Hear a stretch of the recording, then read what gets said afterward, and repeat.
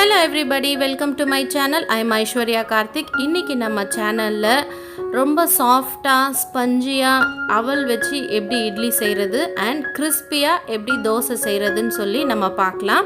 அது கூட நமக்கு தொட்டுக்கிறதுக்கு நிலக்கடலை வச்சு சட்னி எப்படி பண்ணுறதுன்னு சொல்லி பார்க்கலாம். ஃபர்ஸ்ட் நம்ம அவல் கூட அரிசி உளுந்தெல்லாம் போட்டு தான் அரைக்கணும். வெறும் அவல் வச்சு அரைச்சாக்க அது சரியாக வராது. ஸோ இது ஒரு பைண்டிங் ஏஜெண்ட்டாக இருக்கும் அவல் கூட. ஸோ இன்றைக்கி நான் எடுத்துருக்கிற அளவில் ஒரு 20லேருந்து 22 இட்லி அல்லது தோசை உங்களுக்கு கிடைக்கும். நான் 120 ml கப் எடுத்திருக்கேன். அதில் 2 கப் அவல் நான் எடுத்திருக்கேன். நீங்கள் எந்த வெரைட்டி அவல் வேணாலும் நீங்கள் எடுத்துக்கலாம். ஒரு 2 கப்பு பச்சரிசி எடுத்திருக்கேன். அதுக்கப்புறம் ஒரு 2 கப்பு புழுங்கல் அரிசி எடுத்திருக்கேன். பச்சரிசி புழுங்கலரிசி அவல் 3மே சமமாக இருக்கணும். எல்லாமே 2 கப்பு நான் எடுத்திருக்கேன். இது ஒரே ஒரு கப்பு உளுந்து எடுத்து வச்சுருக்கேன். ஒரு 2 ஸ்பூனு வெந்தயம் எடுத்து வச்சுருக்கேன்.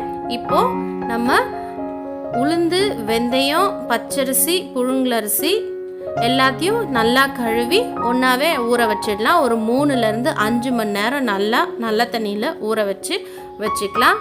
அவலை வாஷ் பண்ணி ஒரு 3 மணி நேரம் நம்ம ஊற வச்சுக்கலாம். கெட்டியான அவலாக இருந்தால் நிறைய நேரம் ஊறுற மாதிரி இருக்கும். அதை நல்லா அரைச்சி ஒரு 7 மணி நேரம் புளிக்க விட்டு நான் எடுத்து வச்சுருக்கேன். புளிக்க விட்டுன்னா நொதிக்க விடணும். ரொம்ப மாவு புளிச்சிடக்கூடாது. அதே மாதிரி திக்காகவும் இருக்கக்கூடாது, ரொம்ப தண்ணியாகவும் இருக்கக்கூடாது. கரெக்டான கன்சிஸ்டன்சியில் மாவு இருக்கணும். அதை நீங்கள் பார்த்து அரைக்கும் போது நிறைய தண்ணி விட்டு அரைக்காமல் பார்த்துக்கோங்க. இந்த மாதிரி கரெக்டான கன்சிஸ்டன்சியில் மாவு இருக்கிறது ரொம்ப ரொம்ப முக்கியம். இந்த மாதிரி நொதிக்க விட்டு மாவை எடுத்து வச்சுக்கோங்க. இப்போ மாவு ரெடி ஆயிடுச்சு. அடுத்தது சட்னிக்கு நான் கொஞ்சம் பச்சை நிலக்கடலை, அதாவது பச்சை காஞ்ச நிலக்கடலையை இந்த மாதிரி வாணலியில் வறுத்து ஒரு 10 நிமிஷம் அப்புறமா ஆற விட்டு இப்படி கையில் பிசைஞ்சு விட்டிங்கன்னா தோலெல்லாம் உங்களுக்கு வந்துடும். அந்த தோலை புடச்சி எடுத்து வச்சுக்கோங்க.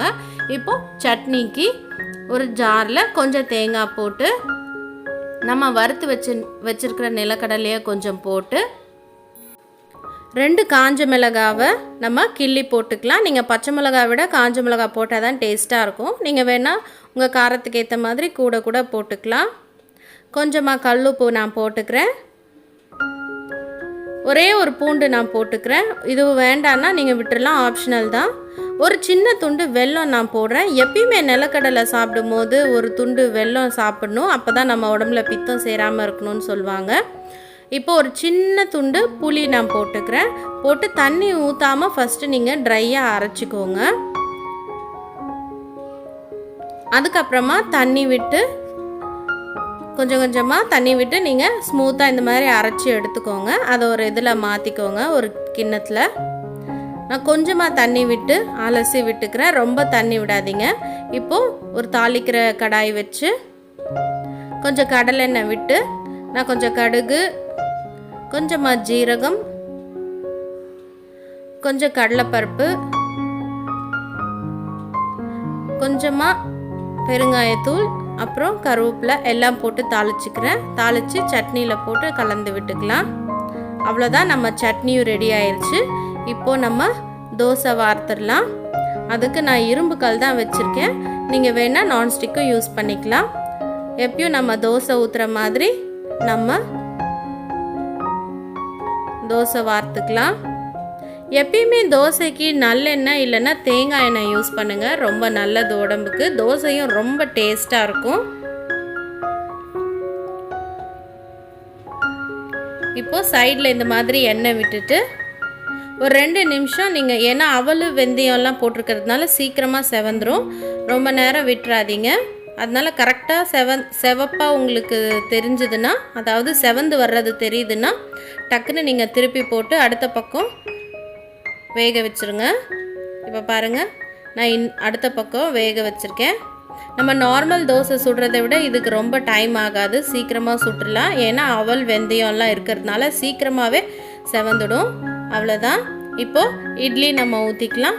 நான் ஏன் அவலில் இட்லியும் காட்டுறேன்னா, நிறைய பேர் இட்லி சரியாக வராது அவல் மாவில், ரொம்ப ஸ்டிக்கியாக இருக்கும், இல்லைனா ஒரு மாதிரி ஹார்டாயிரும் அப்படின்னு சொல்லுவாங்க. கண்டிப்பாக இல்லை. நம்ம கரெக்டான கன்சிஸ்டன்சியில் மாவு இருந்துச்சுன்னா நம்ம சாதாரணமாக செய்கிற இட்லி மாதிரியே இதுலேயும் நம்ம இட்லி பண்ணிக்கலாம்.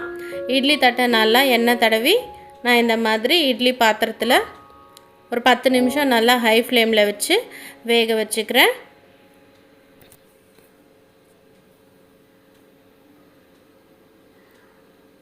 பாருங்கள் 10 நிமிஷத்தில் நல்லா வெந்துருச்சு இட்லி.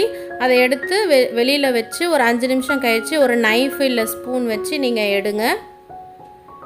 நமக்கு க்ளீனாக வந்துடும். அவ்வளோதான்.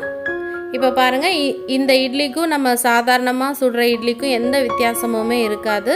அதே மாதிரி சாஃப்டாக ஸ்பஞ்சியாக ரொம்ப நல்லாயிருக்கும். டேஸ்ட் வைஸ் பார்த்தா அதை விட இது ரொம்ப நல்லாயிருக்கும். அவ்வளோதான்.